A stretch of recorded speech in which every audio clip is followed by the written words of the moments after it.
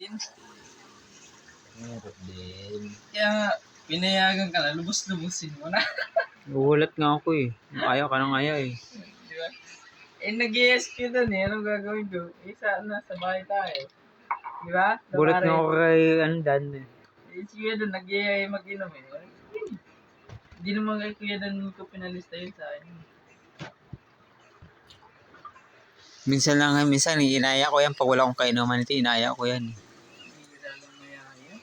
Pag nag-inom kami, 2 bote lang. Yan, 2 mutso. Yung ano namin, gin talaga. Pero siya, sa gin, ayaw niya sa gin. Dati pinapainom ko yan puro. Nung sa liter pa siya.